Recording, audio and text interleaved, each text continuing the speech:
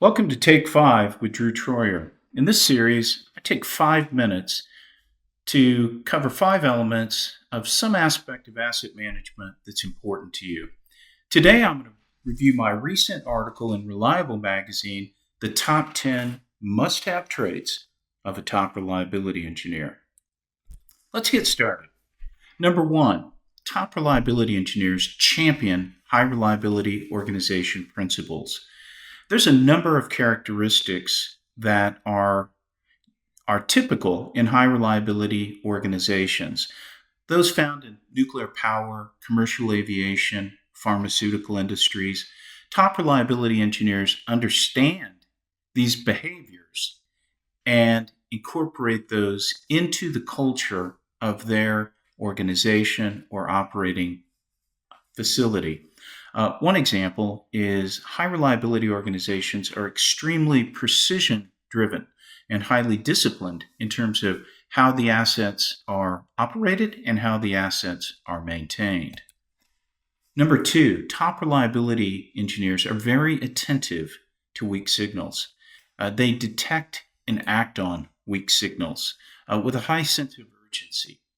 Let's talk about weak signals. Well, let's start with strong signals. A strong signal would be chest pains or a left arm that's gone limp, with a human body analogy, indicating that we may be having a heart attack. That's a very strong signal.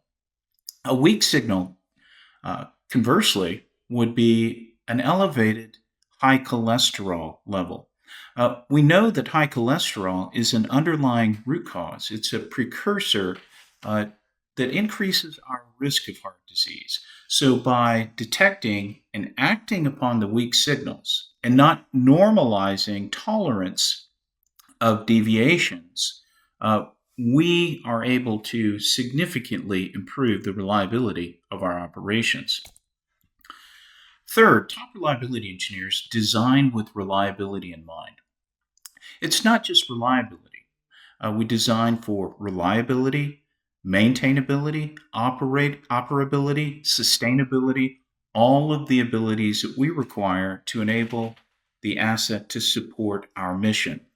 The design of an asset is much like its DNA, its genetic code, and it's very difficult in the operating and maintenance life cycle stages of the asset to overcome bad DNA that's incorporated through lack of design for reliability, maintainability, operability, sustainability, and again, all of the other abilities that we require. Fourth, top reliability engineers employ the why analysis or the why mindset. What do I mean here? One of the powerful tools that we employ as reliability engineers is root cause analysis. Very powerful tool, but it tends to be event-based. We employ root cause analysis occasionally when something kind of bad happens that adversely impacts production or safety or environmental performance. It's an occasional intervention. The why mindset is a day-to-day, hour-to-hour process of, while we're not going into deep analysis, we're employing shallow cause analysis such as 5 why analysis to understand the root causes that lead to adverse performance. It's very connected to detection and acting upon weak signals.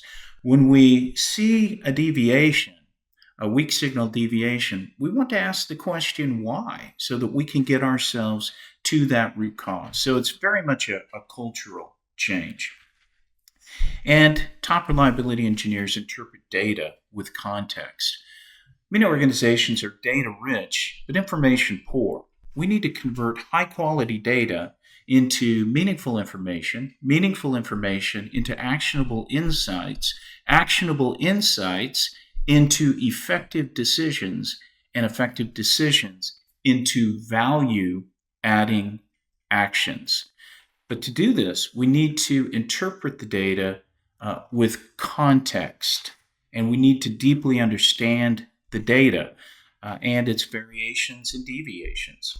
So thank you for your participation in this edition of Take 5 with Drew Troyer. For more of this information, please subscribe to Reliability Magazine, and I thank you very much for your participation.